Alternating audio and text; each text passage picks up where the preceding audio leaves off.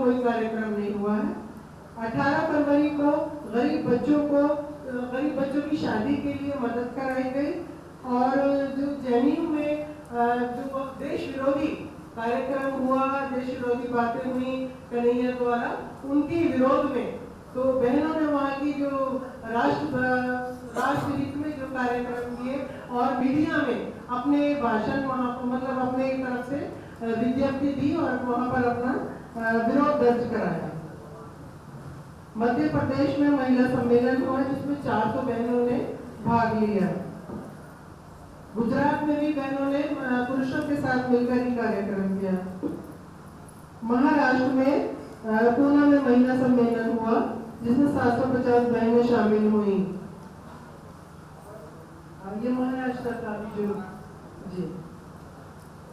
तेलंगाना में 3 स्थानों पर आयत करीमा का खत्म हुआ जिसमें 200 बहनों ने भाग लिया। तेलंगाना में अपनी बहन ने किया। 26 जनवरी के 8 स्थानों पर झंडा सलामी की गई मदरसों में। 18 फरवरी को माननीय अंग्रेज जी के जन्मदिन के लिए सबको केक बांटा गया, केक काटा और सबको बांटा और आपकी सेहत के लिए और लंबी उम्र के लिए दुआएं की गई।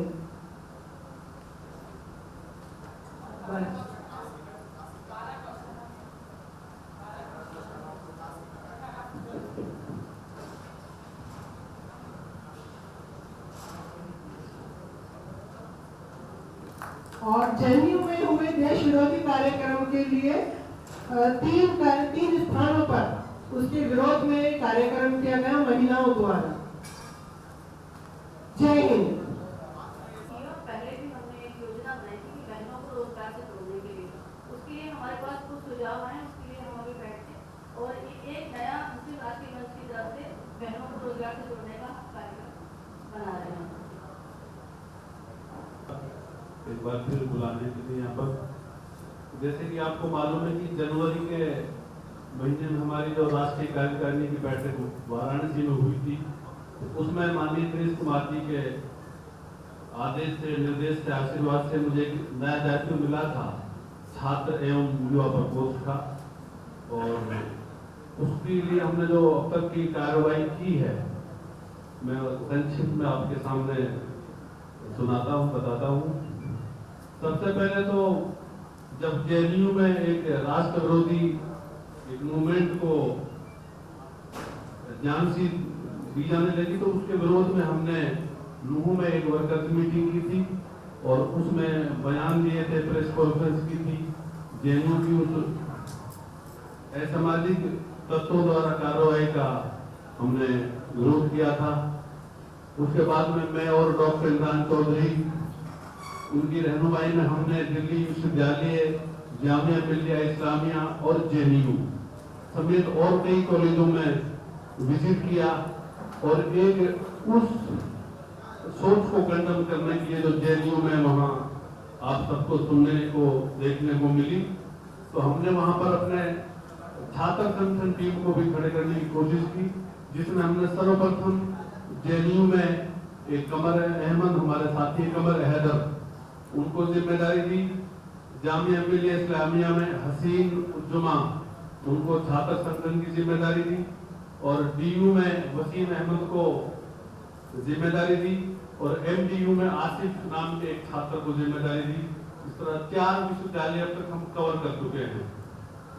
और इसके बाद एक बड़ा अद्भुत और अनोखा कार्यक्रम हमारे छात्र और युवा संगठन इकाई ने किया। डॉक्टर इमरान चौधरी जो हमारे मुस्लिम मंच के बड़े अनुभवी पुराने साथी हैं, उनको राष्ट्रपति अवार्ड से नवाजा गया, तो उनके ऑनर में और दिल्ली देश जो राष्ट्रपति जो अवार्डी थे उन सबको आमंत्रित किया गया और दूसरों के साथ मिलके, मैं ये नहीं कह सकता कोई ऐतिहासिक कार्यक्रम था, लेकिन एक छोटा सा प्रयास किया मुस्लिम मोहल्ले और गलियों से निकालकर इस मुस्लिम मंच को दिल्ली विश्वविद्यालय जैसे एक बड़े एक कैंपस में मुस्लिम मंच को हमने वहाँ टूसू Delhi union of student organization जो है उसके फाउंडेशन के साथ उनसे मिलकर हमने कार्यक्रम किया और उसमें 7 अवार्डीज को सम्मानित किया और माननीय नरेश कुमार जी की उपस्थिति में उनकी आशीर्वाद से कार्यक्रम संपन्न हुआ और इंशाल्लाह बहुत जल्दी हम 4 प्रोग्राम और बड़े-बड़े नॉर्थ साउथ ईस्ट वेस्ट में छात्रों को करने जा रहे हैं। उनकी माननीय नरेश जी चर्चा करेंगे। इस तरह की अब तक हमारी छात्र संगठन की ये गतिविधियां रही।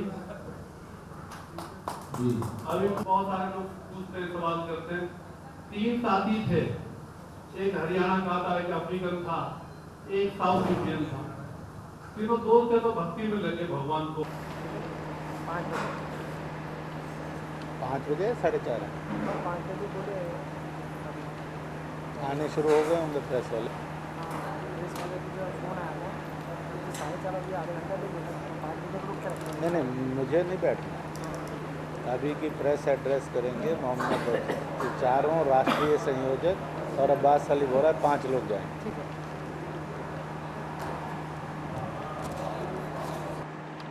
कल प्रेस मैंने लिया था, इस समय ये 5 लोग प्रेस लेने के लिए जाएंगे। इन्होंने देख लेना चाहिए कि प्रेस व्यवस्था ठीक हो रही है कि नहीं हो रही, और फिर यहाँ आकर बैठना, और जब प्रेस शुरू होगी तो उस समय प्रेस को एड्रेस करने के लिए जाना।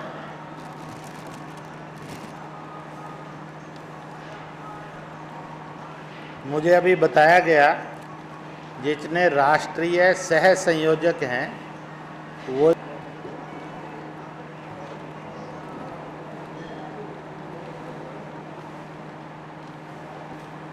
हम लोगों ने पिछले सत्र में ऐसी कौन सी चीज़ देखी, सुनी और मिली, संतोष हो सकता है या आश्चर्य हो सकता है। अगर ऐसा प्रश्न किया तो आप क्या उत्तर देंगे? 2.25 घंटे का सत्र चला था, 10:30 शुरू हुआ था, 2:45 के लगभग ख़त्म हुआ। 2 सत्रों का काम लगातार चला और 4.25 घंटे पर मीटिंग चली।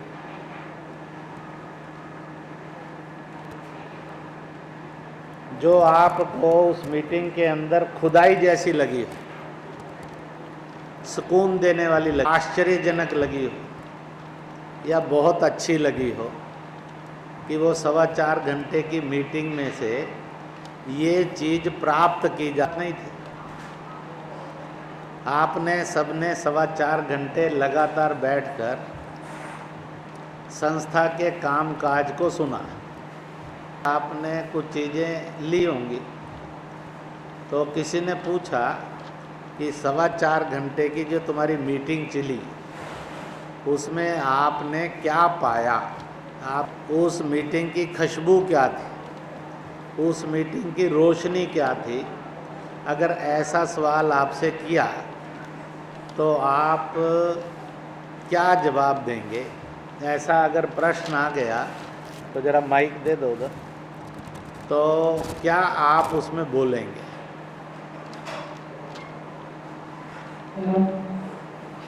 अभी जो हमारा एक अभियान चला था आयते करीना का, जो देश की बलाबुद्धि के लिए था, इस प्रोग्राम को जब हमने रखा तो इसमें वो महिलाएं शरीक हुई जो हमारी विचारधारा से भी नहीं मेरे ख्याल थी, दूसरी पार्टियों की महिलाएं थी, और वो इस बात से बहुत खुश हुई कि देश के लिए कौन ऐसा करता है जो आप लोगों ने किया। आपका संगठन, आपके विचार वाकई में काबिल कदर है, जो आपने देश के लिए काम किया। ये बात बहुत ज्यादा अच्छी लगी, दिल को सुकून मिला। वहाँ पे एक नई चीज सुनने को मिली थी, जो मुस्लिम राष्ट्रीय मंच की तरफ से अनाज बैंक योजना, और उसके बारे में जब हमने पंजाब में, चंडीगढ़ में चर्चा करी तो बहुत लोगों ने उसको बहुत अच्छा कहा कि ऐसा इस देश में पहली बार होगा, और बहुत अच्छा लगा। उधर देते जाइए। आगे आ जाइए। ऐसा मानना है जो आएगा करीमा का प्रोसेस हमने कंप्लीट किया पिछले फरवरी मिड से लेकर मिड मार्च तक, क्योंकि इस मंच से जुड़ने से पहले आम एक बात होती थी कि आरएसएस को मुसलमान विरोधी, इस्लाम विरोधी है, लेकिन जब माननीय देश जी के नेतृत्व में इस तरह के आयत करीमा का जाप और रिवर्ट शुरू हुआ तो कम से कम ये बात स्पष्ट होगी कि आरएसएस की जो विचारधारा है ना मुसलमान विरोधी है ना इस्लाम विरोधी है। ये तो राष्ट्र के हित में, इंसानियत के हित में काम करते हैं। तो मेरे ख्याल सबसे बड़ा संदेश इस आयत करीमा का ये समझता हूँ सब तक पहुँचा है, यही संदेश है। मैं हैदराबाद तेलंगाना से हूँ। मेरे लिए आज तक तो ये काम किए थे वो बड़ा चैलेंजिंग था, क्योंकि वहाँ तो असदुद्दीन एमआईएम की पार्टी है और वहाँ पर मेहमान के बैनर के ऊपर जो है आयत करीमा का जो है ये लेडीज को बढ़ा के जेंट्स के भाइयों के साथ से काम करें तो उसका न्यूज़ पहुँची। तो जो है मेरे को थोड़े थ्रेटनिंग कॉल्स किया है कि जो है इस किस्म का जो है तुम संघ के साथ रहकर जो है ये काम करें, बिल्कुल करें और हम कोई कट्टरता की बात नहीं करें। देश की भलाई के लिए, दुआ मांगने के लिए मुसलमानों को ये काम दिया गया है, इसलिए मैं ये काम लेके आगे बढ़ रही हूँ। कोई बातों से रहती हूँ।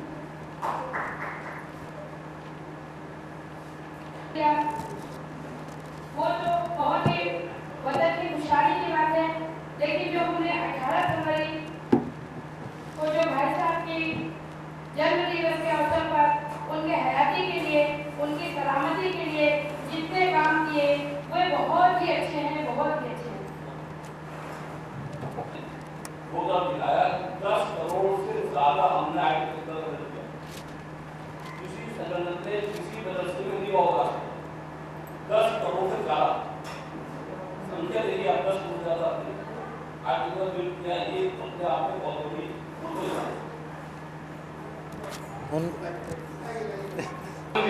से जुड़ा हमने, मुझे जो लगता है, जो मुझे सुकून मिला, हमने पहली बार खुदा को खुश किया। आज खुदा भी हमसे इतने खुश थे जब ये प्रोग्राम चल रहा था कि हमारे बंदों ने वो काम किया जो हम चाहे।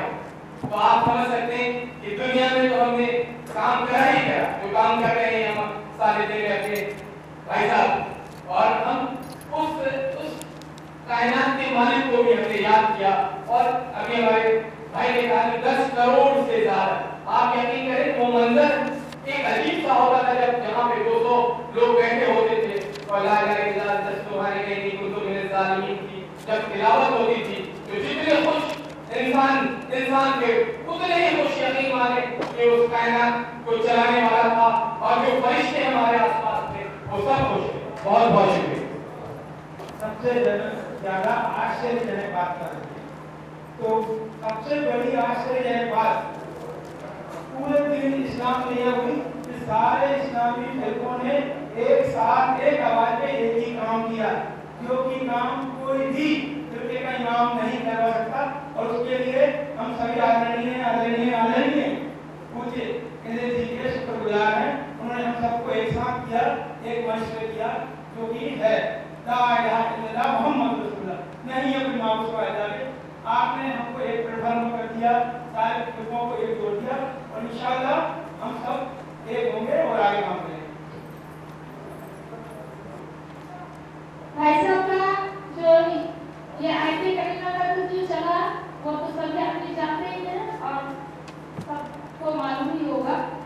लेकिन दूसरी बात कि वंदे मातरम के बारे में जो मुसलमानों के खिलाफ करते थे उनको भाई साहब इतने अच्छे ढंग से समझा दिए कि मातृवतन जिंदाबाद का मतलब ही होता है वंदे मातरम, और इसको एकता मिलाने की हम जो कर रहे हैं भाई साहब पूरे विश्व में, ये हमको सुनकर बहुत खुशी हुई।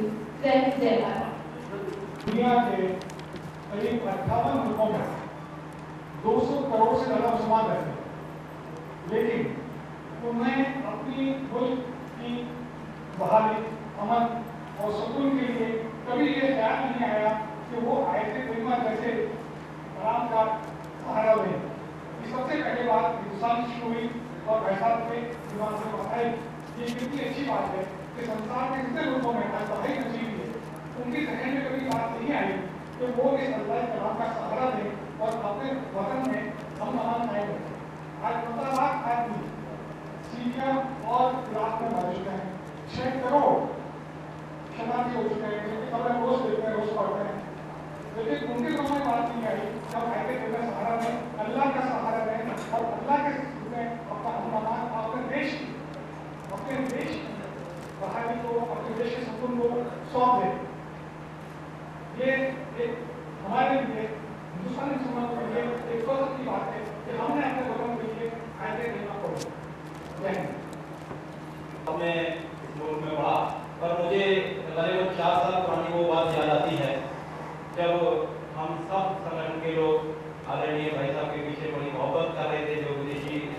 सरकार थी उस वक्त में कई तरह की बातें की थी। तब मेरी माँ ने माननीय भाई साहब के लिए लगातार 6 महीने तक आयत करीमा का व्रत किया था और उसके बाद जब वो सारी चीजें बात रख गए थे तब हमने घर पे एक छोटा सा कार्यक्रम रखा था और बड़ी खुशी हुई कि उसी आयत करीमा को आपने कंटिन्यू किया और मेरी माँ ने भी इस बात को दोबारा से वो व्रत किया अल्हम्दुलिल्लाह। उसके लिए हम भाई साहब के बड़े शुक्रगुजार हैं। इस सत्रों में जो भाई साहब ने कहा उसको पहले मैंने भी कहा कि हिंदुस्तान के इतिहास में मारोजी हुए तो पश्चिम महाराष्ट्र का राष्ट्रीय स्वर्ण सेवक संघ का जो शक्ति सम्मेलन हुआ तो 100-120 मौलाना इमाम मुफ्ती इसमें शामिल हुए। एक शुरुआत देश के बाहर करा अखंडता हमारी शांति का संदेश। अगर आपके स्वर्ण सेवक संघ और जितने भी मदरसे के मौलाना इमाम मुफ्ती आज 100-120 है तो मुझे लगता आहिस्ता आहिस्ता हजारों की संख्या में जब संघ और मौलाना मुफ्ती इमाम एक होकर अगर देश को मजबूत करेंगे तो एक सबसे बड़ा संदेश है मेरी जय। हिंदुस्तान के अंदर आयत करीम का प्रोग्राम हुआ तो करोड़ों लोगों ने जो है कि आयत करीम का दर्ज किया और उसमें बहुत सुकून मिला। उसी के साथ में हम लोगों ने शुरू होने वाली है कुछ वर्षा की बधाई दी। भारत और पाकिस्तान के क्रिकेट में हुआ हमने भारत के जीत किए गए उससे हमको बहुत सुकून मिला।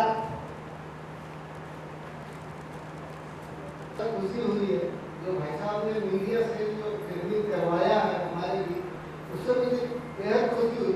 दरअसल मामला ये कि अब तक जो मंच के संदेश और विचार मीडिया द्वारा या और भी मतलब जो इम्प्लीमेंट करके बाहर लाए जाते थे जिससे कंफ्यूजन क्रिएट होता था समाज के अंदर वो अब नियंत्रित हो जाएगा। हमारे विचार और संदेश एक सुनियोजित तरीके से समाज में फैलेंगे और इससे हमारे समाज में हमारा विश्वास बढ़ेगा और हमें अपने मिशन को आगे ले जा सकते। ज़्यादा से ज़्यादा लोग इससे जुड़ेंगे, सही संदेश समाज तक जाएगा। इसके लिए मुझे बहुत खुशी हुई जो मीडिया से शुक्रिया।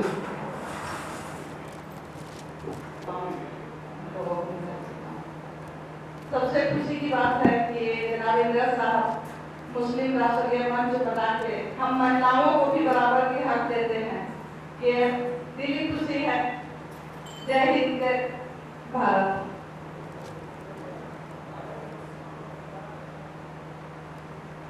मुझे सबसे ज़्यादा खुशी इस बात की है सवाल की जो हमारे जी साहब ने कहा कि आपको क्या खुशी है तो खुशी ये हो ध्यान सभी अल्लाह कुरान की सूरह आज के अंदर जो तुलसी के पेड़ के बारे में आया यानी रेहान के बारे में आया तो रेहान लगाओ। तो क्योंकि मैं रोहिलखंडी हूँ और रोहिलखंड यूपी से हूँ और मेरे छोटे से बड़े तक जितने मेरे वो थे अधिकारी मैंने सबको कहा कि भैया तुम्हें एक गाय पालना है और एक तुलसी का पेड़ लगाना है तो मुस्लिम राष्ट्रीय मंच में रहो वरना तुम मत रहो। अपना कोई उद्देश्य था तो इस तरीके से रहा। दूसरा ये है कि मैं आपको बताऊं कि मेरे दादा जिसका परदादा मेरे परदादा का नाम शेर मोहम्मद था और शेर मोहम्मद के बेटे जान मोहम्मद थे और जान मोहम्मद के बेटे ईसान मोहम्मद थे। उनका बेटा मैं मोहम्मद इस्लाम सुल्तानी हूँ। मेरे परदादा शेर मोहम्मद जिनको 1884 के अंदर अंग्रेजों ने एक हाथ और एक पैर काट दिया था। क्यों काट दिया था कि वो गाय के तहफ़्फ़ुज़ के लिए उन्होंने एक बीड़ा उठाया था। अंग्रेजों ने 1880 में जब इसका वध करना शुरू कर दिया था उसके बाद में मेरे दादा का नाम बरेली जिले के अंदर मशहूर है कि शेर मोहम्मद गाय वाले। शेर मोहम्मद गाय वाले तो मैं वही नस्ल से हूँ।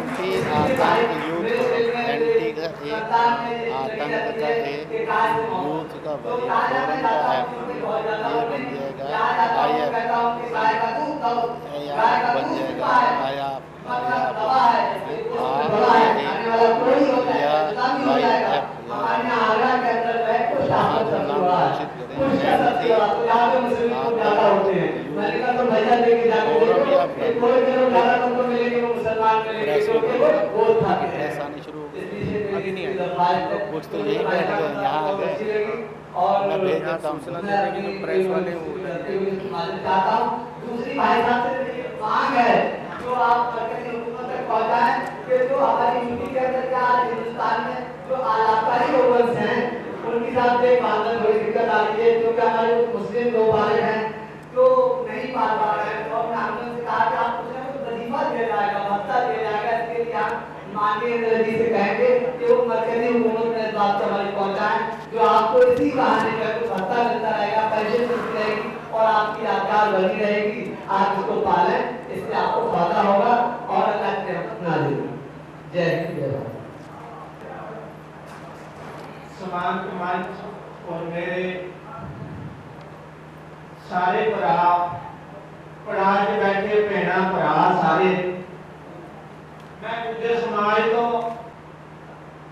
रखता हाँ और आयत करीमा जेड़ी साडे बहुत ही परंपरा में साडे आई है। क्यों जे आयत करीमा साडा कोई भी परिवार नहीं है जेड़ा आयत करीमा नू साल में 3 बार ना पढ़दा होए, 1.25 लाख। और उसके वास्ते जदों में पैगाम भाई साहब का सारे जाके शेयर किया जे सारे साडी ड्यूटी लाई गई है जे आयत करीमा कौन कौन करेगा तो सारे ही तैयार हो गए कहते असी तो वैसे ही साल में 3 बार असी आयत करीमा करते हैं, ये बड़ी खुशी की गल है। और असी सारे तैयार हैं आयत करीमा पढ़ने और पढ़ाने करने की और प्रदर्शन की और मस्जिद तो आगे जा रहे हैं यहाँ और मैं बाद में बुला लेना 10 प्रोग्राम कराए कोई आया नहीं अभी और बड़ी खुशी हुई इसकी सुन के एक कम आज तक किसी मंदिर ने किसी मुफ्ती ने किसी आलम ने नहीं किया और भाई साहब ने सारे हिंदुस्तान में करवा के दसिया, बड़ी खुशी की गल। और मैं खुशी की गल ये दसदा हाँ जे साडा एक गुजर समाज है, बड़ा पिछड़ा है समाज है, लेकिन इस परंपरा के नाल बहुत जुड़िया है और गौ पालक के नाल भी जुड़िया है। क्यों जे असी गौ पालक की गल काम करते हैं, जेड़ा गुजर समाज है पूरा ही गौ पालक का काम करता है।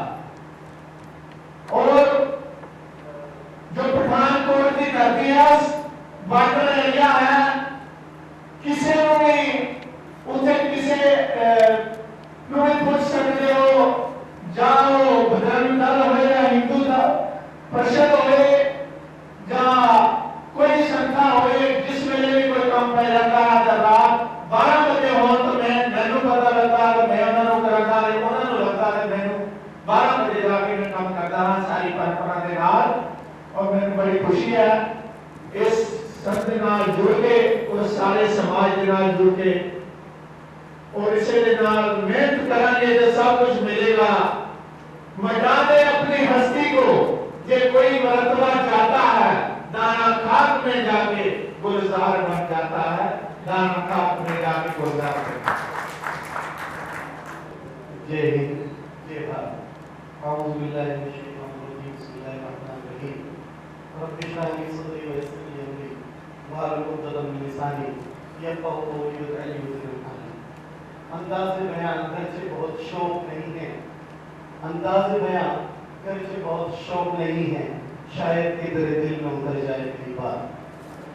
आयत करीमा का जिस वक्त भाई साहब ने वजीफा करने की नमाज में बैठकर जिक्र हुआ और कहा तो ऐसा लग रहा है कि हदफ शायद बहुत मुश्किल है, क्योंकि मुस्लिम राष्ट्रीय मंच के हर एक कारकुन को अपने क्षेत्र में अपने इलाके में जिन मुश्किलात का सामना करना पड़ता है और अपने ही समाज के लोगों से जिन जिन तालों का शिकार होना पड़ता है वो वही जानता है कि उस पर किस तरह से उसके दिल पर किस तरह से गुजरती है। लेकिन खुदा का शुक्र कि यहाँ आकर जो रिपोर्टिंग मिली, जो रिपोर्ट मिली उससे दिल को बहुत सुकून मिला कि 10 करोड़ से ज्यादा आयत करीमा का वजीफे का बिल इस हिंदुस्तान में किया गया।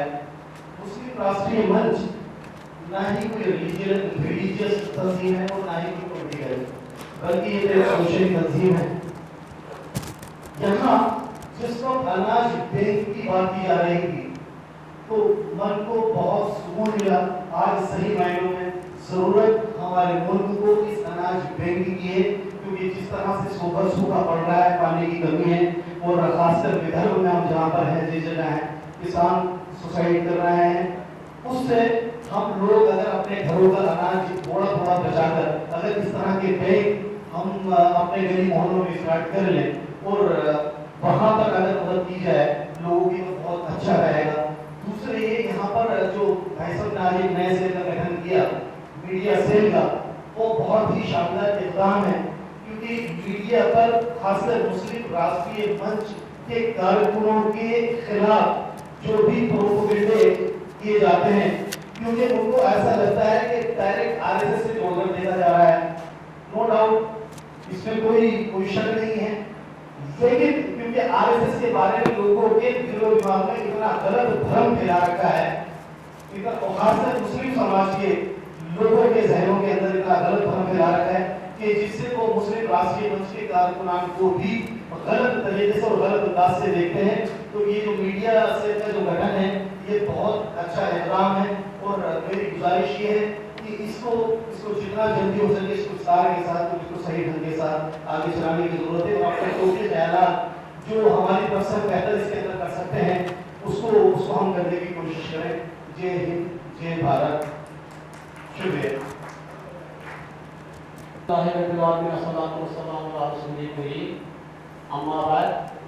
अस्सलामु अलैकुम वरहमतुल्लाहि वबरकातुहू। रियाज अहमद मीर, जम्मू कश्मीर मुस्लिम राष्ट्रीय मंच, कश्मीर गवर्नमेंट, 5 से 5 मिनट पहले उठ के चले जाए। ऐसे कश्मीर बोला अपनी भाषा